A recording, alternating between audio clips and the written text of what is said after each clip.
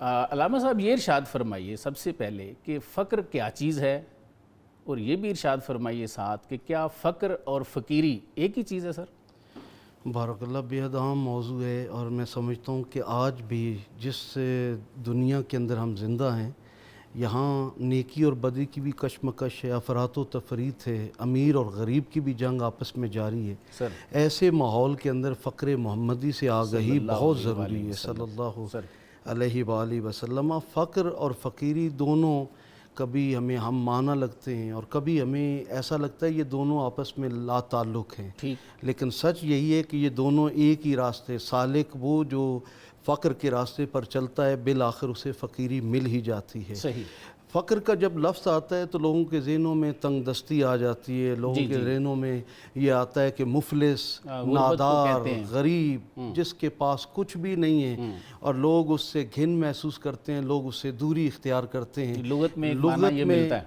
عموماً فقر سے یہی معنی لیا جاتا ہے، لیکن جب ہم روحانی دنیا کے اندر قدم رکھتے ہیں تو اس سے مراد استغنا ہے، آپ دنیا سے لا تعلقی کا اظہار ہے۔ اس سے یہ مراد، لوگ غربت وہاں بھی دیکھتے ہیں جو روحانی فقر اختیار کرتے ہیں، لیکن یہاں پر یہ استغنا ہے، نہ کہ یہ فقر اضطراری نہیں بلکہ اختیاری ہے۔ نبی کریم، اس میں ایک بات نا، بعض لوگ اس پہ بات بھی کرتے ہیں، اعتراض بھی کرتے ہیں کہ دنیا سے لا تعلقی سے یہ مراد ہے کہ دنیا کی محبت ان کے دل میں نہیں ہوتی، رہتے تو دنیا میں ہی ہیں، شادیاں بھی کرتے ہیں، کام بھی کرتے ہیں، محنت مشقت بھی کرتے ہیں۔ سر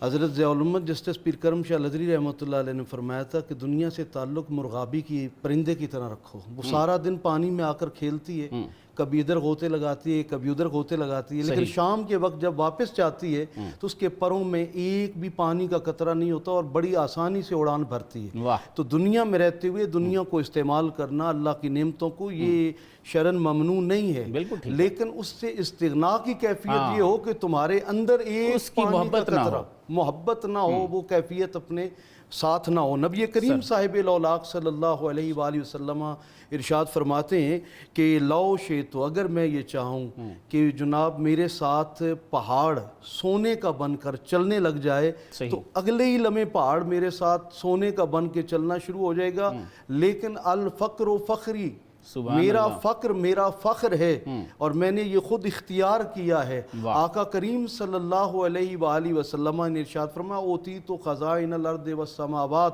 اللہ نے زمین و آسمان کے خزانوں کی کنجیاں مجھے عطا فرمائی ہیں، لیکن کاشانہ نبوت پر 3 مہینے چولہا جلنے کی خوشبو نہ دیکھ کر صحابہ پریشان ہوتے تھے۔ ام المومنین حضرت عائشہ رضی اللہ عنہ سے پوچھا گیا کہ کیا کیفیت ہوتی تھی گھر میں کھانے پینے کی؟ فرمایا کہیں دن چولہا نہیں جلتا تھا، بس پانی اور کھجوریں یا اڑوس پڑوس سے کہیں دودھ آ گیا تو ہم اسی کو سرو کرتے، وگرنہ ہمارے گھر میں چولہا نہیں جلتا تھا۔ آپ نے جو حدیث شریف سنائی ہے الفقر و فخری، اس پہ بعض لوگ کہتے ہیں کہ یہ ضعیف ہے،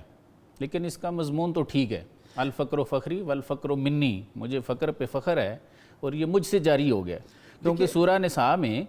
جہاں پہ آیت نمبر 69 میں انعم اللہ علیہم من النبیین والصدیقین والشہداء والصالحین، تو وہاں پہ صرف پیغمبروں کا ذکر نہیں ہے، وہاں پہ 4 لوگوں کا ذکر ہے،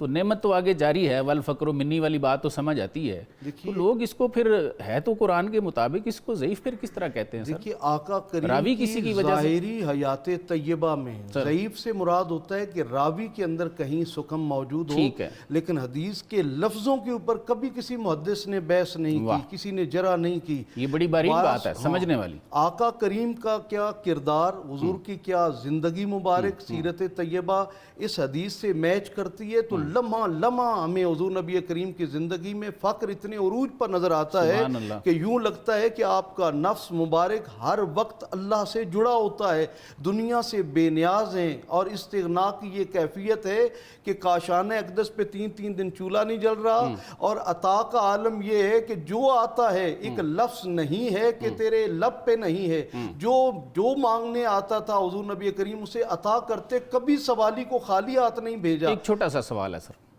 یہ تو جو آپ فرما رہے ہیں کہ آپ کا فقر اختیاری تھا یا کاشانہ نبوت کی یہ حالت تھی کہ روزے ہوتے روز، ٹھیک ہے جی،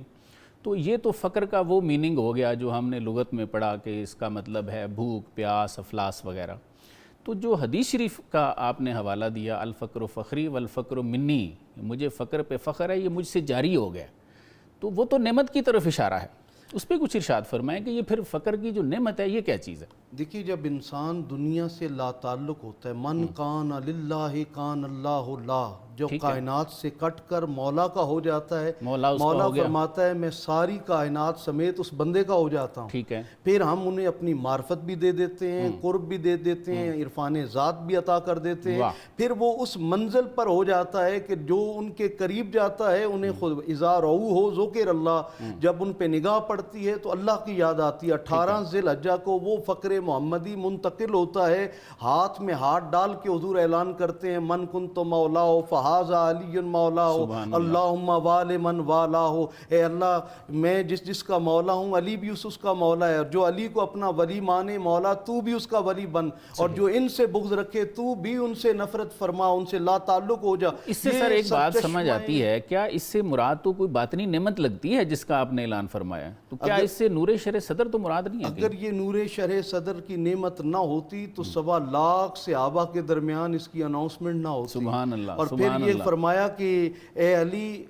حق ساری دنیا کو حکم دیا کہ تم نے حق کی پیروی کرنی ہے، اور حق کو حکم دیا تم نے علی کی پیروی کرنی ہے۔ اس کی وجہ یہ تھی کہ وہ عرفان ذات مولا کائنات کا مقدر بنا کہ جو پیدائش کے لمحے سے لے کر دیدار مصطفیٰ سے لے کر آخری لمحے تک ذات مصطفیٰ سے جڑے رہے۔ ایک ذات ایسی تھی خدا کی اس کائنات میں امت محمدیہ کے پاس جو ذات مصطفیٰ کی صورت میں جو فقر کے اعلیٰ ترین منصب پر فائز تھے، اور حضور نے سلسلے کو روکا نہیں ہے بلکہ اپنے ماں بعد ولایت کے سلسلے کو جاری کر کے یہ بتا دیا ختم نبوت کا تاج تو میرے سر پر ہے، لیکن ہدایت کا چراغ ولایت کی صورت میں صبح قیامت تک جاری رہے گا، اور یہ چراغ جلے گا کن ہستیوں کے ذریعے جو راہ فقر کو اختیار کریں گے۔ سبحان اللہ۔